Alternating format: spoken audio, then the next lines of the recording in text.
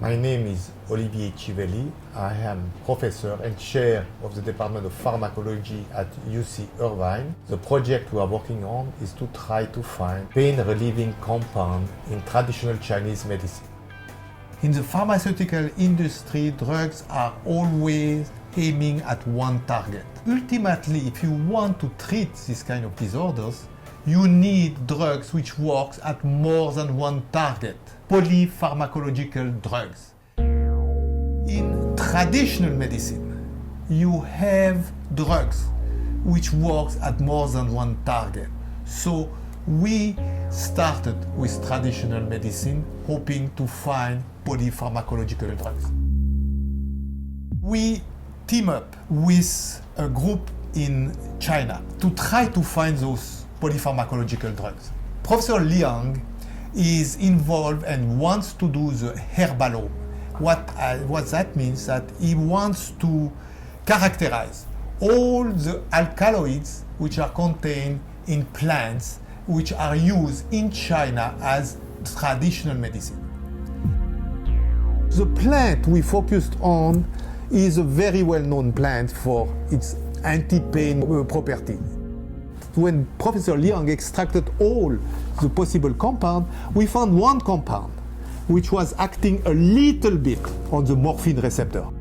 We tested that compound in pain assays. This new compound, it had a significant effect on an assay which measures acute pain.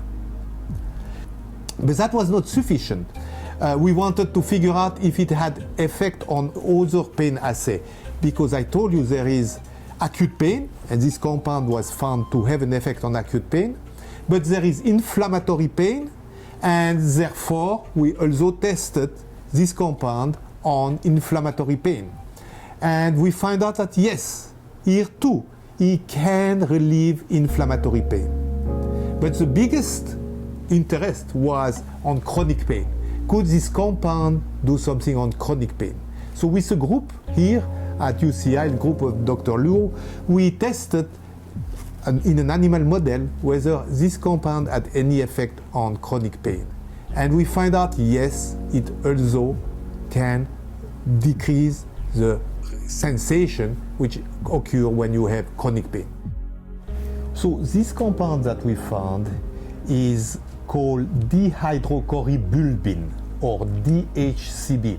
It's a compound which, as far as we understand, works in a manner which is quite surprising. We were expecting it to work on the morphine receptor. It does not work on the morphine receptor efficiently enough to relieve pain. We find out that this compound is able to inhibit the dopamine receptor. We foresee that because it acts on a receptor which is not thought to be involved in pain perception, it might have different mechanisms. Indeed, what is interesting is that one problem which is plaguing all the pain medication is that they become tolerant. When you take a pain medication, at the beginning you have a good response. It blocks the pain. But over time, the response fades. It's called tolerance. Our compound in animal does not show any tolerance.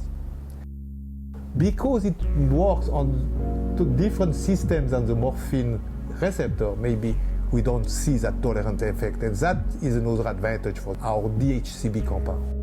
We want to understand exactly how this compound works in the body, and we want to continue our search on traditional Chinese medicine. We want to study pain-relieving compound in the Corydalis plant. We want also to go toward other plants and try to find compound which would be interesting in other human disorders.